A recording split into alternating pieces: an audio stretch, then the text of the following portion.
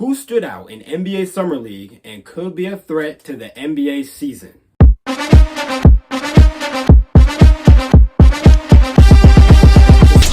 and gentlemen, introducing...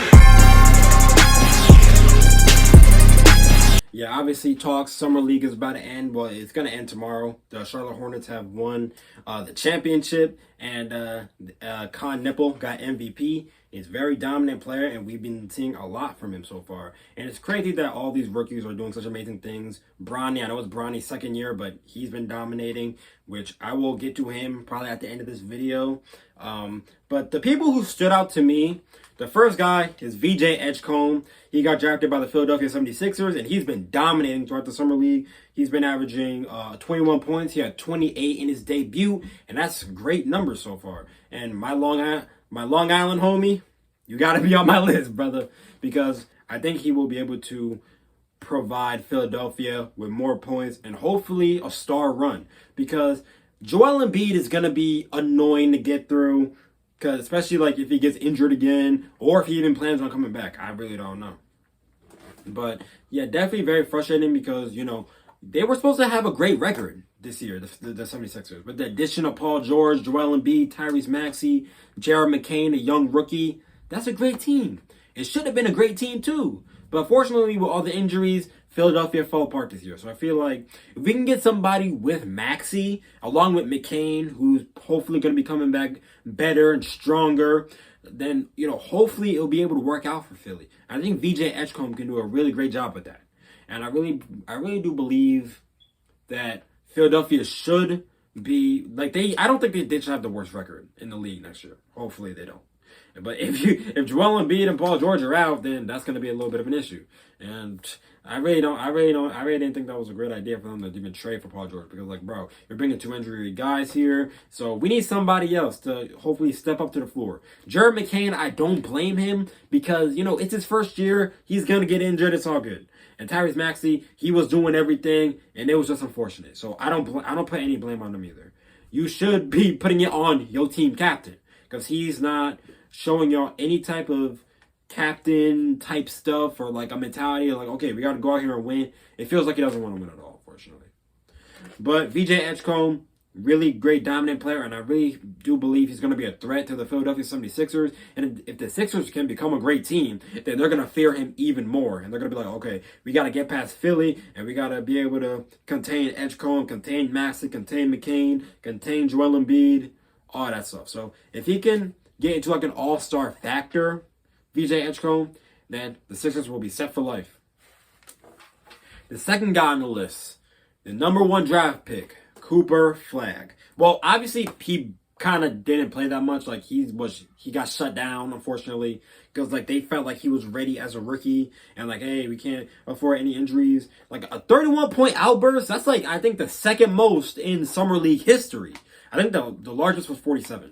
But definitely really crazy to see what Cooper Flagg can do. But even though he had some problems, like I like the fact him playing his point guard ability, great, amazing. I really love it.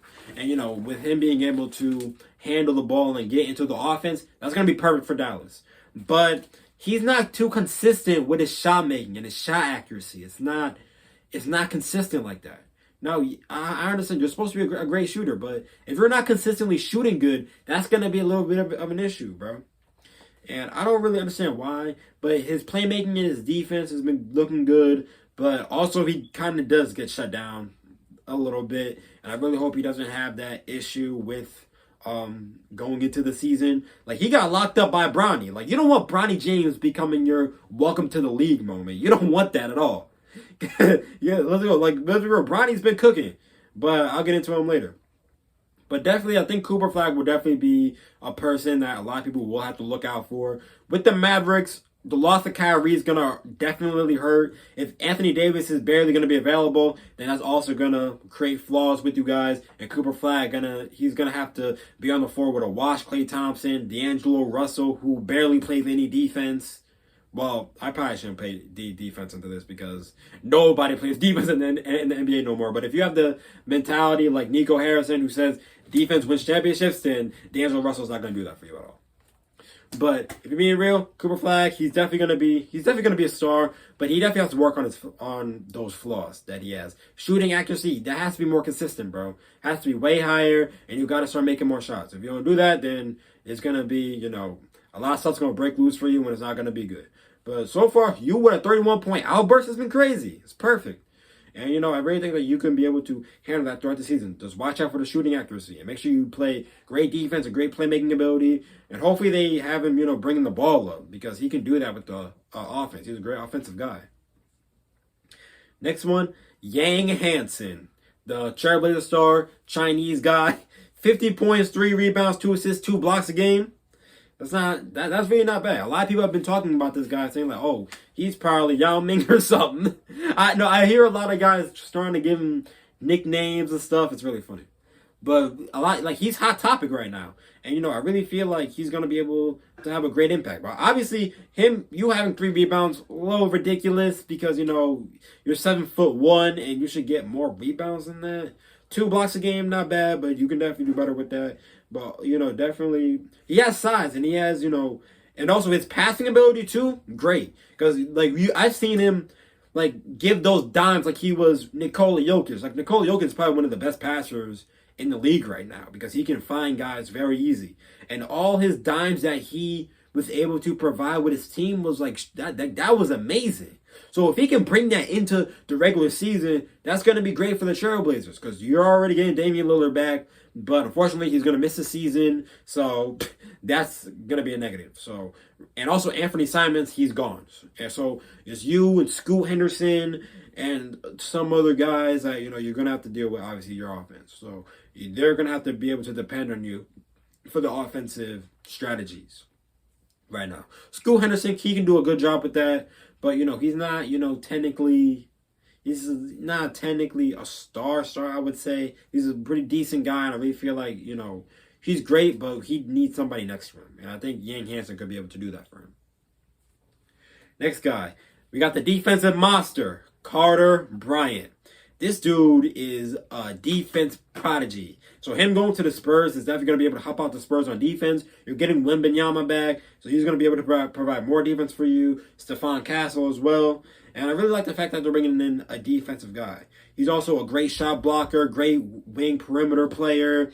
And, he could definitely finish. He's also a pretty good three-point shooter. That's pretty much all he does, though, on offense. Because, since everyone wants to say NBA is an offensive league, which is, very true. They are an offensive league. A lot of guys don't want to play defense. This kid is going to bring defense a factor for the San Antonio Spurs. And I really feel like that Mr. Bryant can definitely do that. Because this dude jumps out the gym. This dude, oh my God. This dude blocking shots.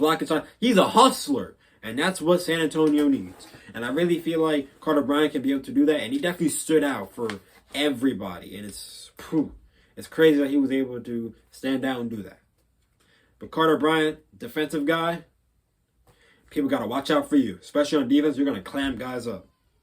Pause. All right. The last one, we got the MVP, Knueppel, Duke player, going to play with the Charlotte Hornets. I think the Charlotte Hornets with a lot of issues. They have not been able to make the play-in tournament, which is annoying, which is crazy. So I really feel like, I really hope he's able to turn it around because LaMelo Ball, he's going to be with you the beginning of the year. Like, he's going to be with you 50% of the time. Then 50% he's not going to be there. And half the time it's going to be him blowing his ankle out or having delinquent issues. And, he's not going to be on the floor.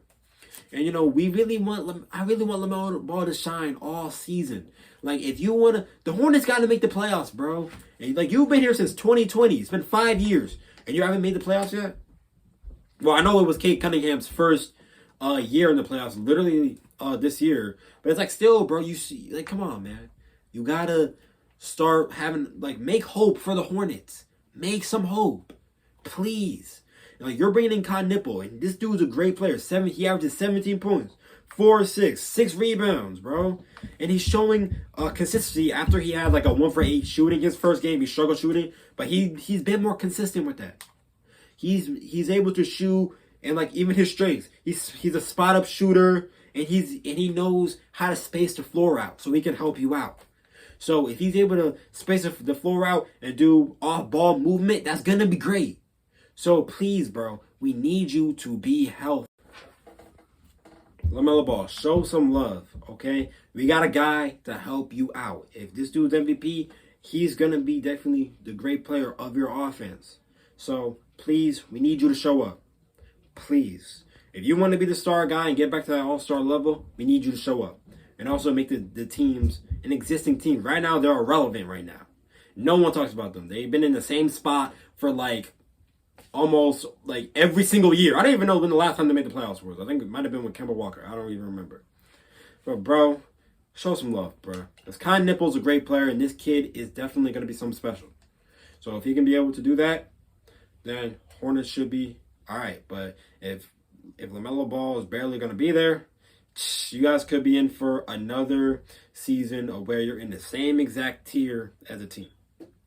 So, Knueppel, you have a lot ahead of you. You're going to be playing with the great LaMelo Ball, so be ready for that. And I really think you'll be able to change the franchise if LaMelo Ball cares enough. Anyways, that's all I got. And I know a lot of people have been saying, oh, Bronny's been doing his thing too. Yeah, I understand Bronny's been averaging, a lot of points. He even locked up Cooper Flagg. Amazing. But I'm not moved by it right now. I'm going to be honest with y'all. I'm very sorry. I'm not moved by it. I don't care. Because you see him do that in the G League, bro. This is kind of basically what this is, bro. It's bro, I'm not moved until you can do it in an actual NBA game. Please. If you can do it in an actual NBA game, I'll be moved. But I am not right now. So my fault, Bronny. You still didn't gain my respect even, after you averaged 2 points, basically the whole year. I know you had a 17-point game at one time, but that's not consistent, ever. But, Bronny, you've been hooping, but I need to see you do it in an NBA game. Please. But anyways, that's all I got for y'all. Follow me on Twitch, and peace out.